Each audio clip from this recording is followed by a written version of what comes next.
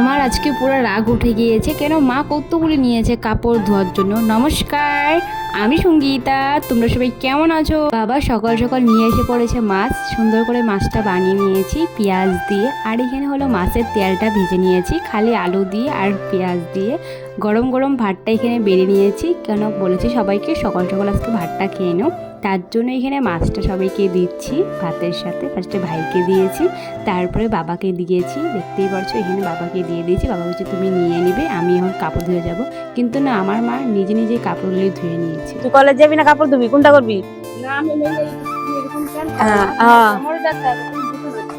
বুঝছি, বুঝো না কেন? হ্যাঁ তোমার কোমর ব্যথা, তুমি ঘুমাইতে পারো না কোমর ব্যথা।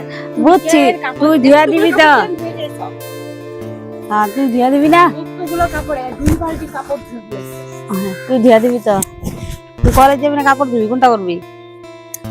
তুমি এরকম করে কেনই করো? হ্যাঁ, কোমর ব্যথা রাখতে ঘুমাইতে পারো না? হ্যাঁ। কেন ওষুধ লাগে ঘুমাই বল না কেন? আমি বললাম না আমি কলেজ থেকে গায়ে লাগে ধুয়ে দেবো, না শুকা ভিজে কাপড় পরে পরে সবাই কামে যাবে। নোংরা কাপড় পরে কামে যাবো?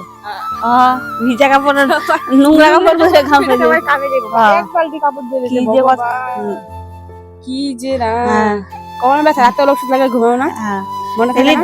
ডেইলি ধোয়া কাপড় লাগে, কেউ ধোয়া কাপড় ছাড়া ডেইলি কেউ পরে না।